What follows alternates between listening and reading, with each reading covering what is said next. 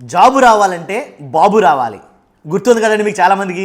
Election క్యాంపెయిన్కి అంటే ఎలక్షన్కి ముందు ఇలాంటి మాటలు చాలా విని ఉంటారు. జాబు రావాలంటే బాబు రావాలి. కూటమి ప్రభుత్వం అధికారంలో రావడం కోసం నిరుద్యోగులకి వేసినటువంటి ఒక ఎర్ర ఇది అని నేను అంటాను. ఎందుకంటే హామీ నెరవేర్చుంటే కనుక నేను అలా అప్రిషియేట్ చేయదు. నేను నిజంగా మాట అన్నారు, నిలబెట్టుకున్నారు అని అందును. కానీ ఇప్పుడు ఏమైందంటే శాసన మండలిలో మొన్నటిదాకా వాదోపవాదాలు చర్చలు జరిగాయి కదా.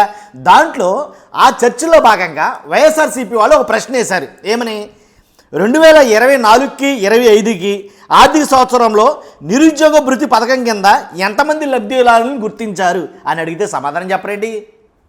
2024-25 సంవత్సరానికి గాను మీరు నిరుద్యోగ భృతి కింద ఈ ఆర్థిక సంవత్సరంలో ఎంతమందిని అర్హులుగా గుర్తించారంటే అసలు ఆ ప్రాసెస్ ఉంటే కదా సమాధానం చెప్పడానికి. ఆ ప్రాసెసే లేదా. నిరుద్యోగ భృతి అంటే ఏంటి అని అడగలేదు, ఇంకా సంతోషించాలా. వాలంటీర్లు అంటే ఎవరు అన్నట్టుగా. కాబట్టి నిరుద్యోగ భృతికి ఎవరైనా గుర్తించారంటే కనుక లబ్ధిదారులు సమాధానం లేని ప్రశ్న అడిగారేమో అని అనిపించింది నాకు. నిరుద్యోగ భృతి కింద ఎంతమందిని గుర్తించారు, ఏమీ గుర్తించలేదు అని చెప్పేచ్చుగా. అసలు నిరుద్యోగ భృతి అనేది ఇప్పట్లో ఈ పని కాదని అనొచ్చుగా. అలా అనకుండా ఏం చెప్తానంటే నిరుద్యోగ భృతి అదెందుకు, అసలు కంపెనీలు క్యూలు కడుతున్నాయి ఆంధ్రప్రదేశ్కి. కంపెనీలు కొన్ని వందల కంపెనీలు కొన్ని లక్షల కోట్ల రూపాయలతోటి ఆంధ్రప్రదేశ్కి క్యూలు కడుతున్నాయి. ఒకటి తర్వాత ఒకటి ఇలాగ ఫ్యాక్టరీలు కానీ కంపెనీలు కానీ ముబ్బడిగా వచ్చి పడిపోతున్నాయి. ఇంకెందుకు నిరుద్యోగ భృతి అని ఎవరైతే మండలిలో మంత్రి రాంప్రసాద్ రెడ్డి గారు అన్నారో ఆయన మాట్లాడటం జరిగింది. నిజంగా చాలా బాగా చెప్పాడు. నిజమే కదా, ఆయన అన్న దాంట్లో వాస్తవం ఉంది కదా. కంపెనీలు క్యూలు కట్టినప్పుడు లక్షలాది మందికి ఉద్యోగాలు వస్తున్నప్పుడు ఇంకా నిరుద్యోగ భృతి అంటారేంటయ్యా, దాన్ని వచ్చుకుని వెళ్ళాడతారు. ఇంకా నిరుద్యోగ భృతి అవసరం లేదు కదా. అలాంటప్పుడు అంటే కనుక కంపెనీలు వెయ్యి అని అడగమాకండే, కంపెనీలు వెయ్యి అని అడిగితే కనుక మరి రాంప్రసాద్ రెడ్డి గారు ఏం చెప్తారని తెలియదు. ఆయన మాత్రం ఆల్రెడీ చాలా ఉద్యోగాలు ఇచ్చేస్తున్నాం కదా అని అన్నారు. వాస్తవానికి కూటమి ప్రభుత్వం ఇచ్చిన హామీ ప్రకారంగా 5 లక్షలకి 25 లక్షల ఉద్యోగాలు అంటే కనుక సుమారు 20 లక్షలు లెక్కేసుకున్న 25 లక్షలు అంటే సంవత్సరానికి 5 లక్షల ఉద్యోగాలు ఇవ్వాలా, అంతే కదా. లేదు 20 లక్షల ఉద్యోగాలు ఇస్తామన్నాం 5 ఏళ్లలో అని అనుకుంటే కనుక కనీసం 4 లక్షల ఉద్యోగాలు ఇవ్వాలి సంవత్సరానికి. 5, 4, 20 అంటే 4 లక్షల ఉద్యోగాలు ఏదైతే ఈ సంవత్సరం ఇవ్వాలో అవి ఇచ్చేసినట్టేనా? 4 లక్షల మందికి వచ్చేసినాయి అంటేనా? అంటే కొంతమంది నాయకులు ఇచ్చేసామంటున్నారు డైరెక్ట్గా. మరి 4 లక్షల ఉద్యోగాలు ఎక్కడ వచ్చినాయో ఆంధ్రప్రదేశ్లో నాకు తెలియదు మరి.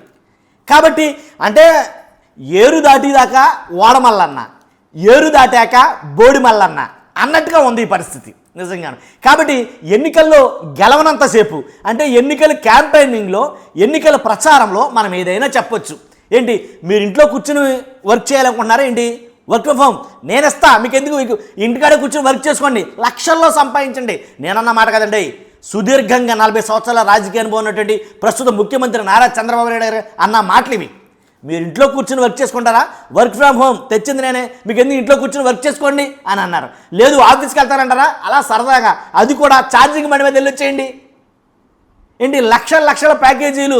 ఎందుకంటే ఇన్ఫర్మేషన్ టెక్నాలజీ కాడించి మొత్తం ఐటీ కాడించి ఏఐ కాడించి అన్నీ తీసుకొచ్చి ఆంధ్రప్రదేశ్లో పడేస్తాను. కాబట్టి ఉద్యోగాలు కల్పన మామూలుగా ఉండదు మనతోటిగా అని అయితే కనుక చంద్రబాబు నాయుడు గారు అన్న మాటలో చాలామంది గుర్తుండదు, నేను వినిపించవసరలా కదా. కాబట్టి సంవత్సరానికి 4 లక్షల చొప్పున అయితే ఈ 4 లక్షల ఉద్యోగాలు ఈ సంవత్సరం ఇవ్వాల్సినవి ఇవ్వాల.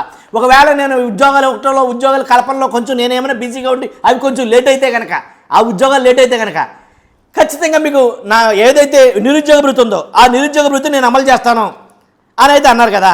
కాబట్టి దీని మీద ఎవరైతే ప్రతిపక్షంలో ఉన్నారో వరదు కళ్యాణి గారు కానీ, అలాగే కొంతమంది ఎమ్మెల్సీలు ఎవరో మాధవరావు గారు కానీ, అలాగే ఇజ్రాయేల్ గారు కానీ, అలాగే భరత్ గారు కానీ వీళ్ళందరూ అడిగిన ప్రశ్నకి అసలు సమాధానాలు లేవు. శాసన మండలిలో నిరుద్యోగ భృతి ఏది అని అడిగితే సమాధానం లేదు. దీనికి అర్హులు ఏమన్నా గుర్తించారా? లేదు. వచ్చే సంవత్సరం గుర్తిస్తారా? లేదు. ఇస్తారా? లేదు. ఏంటి సమాధానాలు? అన్ని సమాధానం లేని ప్రశ్నలే. కాబట్టి ఏం చెప్పాలో తెలియక తెలివితేటలు మాత్రం అపారంగా ఉన్న ఈ మంత్రి గారు ఏం చెప్పారంటే కనుక నిరుద్యోగ భృతి అడుగుతారేంటండి. కంపెనీలు తీసుకురాకపోతే నిరుద్యోగ భృతి ఇవ్వాలి, ఫ్యాక్టరీలు రాకపోతే నిరుద్యోగ భృతి ఇవ్వాలి. లక్షల కోట్ల రూపాయలు ఫ్యాక్టరీలు అయితే క్యూలు కడుతున్నాయి. కాబట్టి ఎలాంటప్పుడు ఇంకా నిరుద్యోగ భృతి ఆ మాట మర్చిపోండి మీరు ఇంకా అని అయితే సమాధానం చెప్పడం చాలా నిజంగా అభినందనీయం అని నేను అంటాను అనమాట. అంటే అమ్మ పెట్టదు అడుక్కుని ఏంటంటే అది ఏదో సామెత ఉంటుంది. కాబట్టి అలాగనమాట ఈ రకంగా మాట్లాడేసరికి నిజంగా ప్రతిపక్షంలో కూర్చున్న వైఎస్ఆర్సీపీలో కూర్చున్న వాళ్ళందరూ కూడా ఆశ్చర్యపోయారు ఈ మాటలకి. అవునా ఫ్యాక్టరీలు ఎన్ని వచ్చేసినాయి ఆంధ్రప్రదేశ్కి, కాబట్టి కొన్ని లక్షల ఉద్యోగాలు ఇచ్చేసారా, ఇంకా అవసరం లేదా నిరుద్యోగ భృతి అన్నట్టుగా వాళ్ళు మాట్లాడటం జరిగింది. ఇదండి, ఇంకా నిరుద్యోగ భృతి గురించి అడగమాకండి నన్ను. ఇంకా ఆల్రెడీ లైన్లో ఉన్నాయి, మీరు కూడా లైన్లో ఉండండి. చూస్తున్న మీరు అందరూ కూడా ఫస్ట్ అయితే నాకు లైక్ చేయండి, తర్వాత లైన్లో ఉంది. కానీ ఎందుకంటే ఇలాంటి ఇన్ఫర్మేషన్ చాలామందికి వెళ్ళాలి.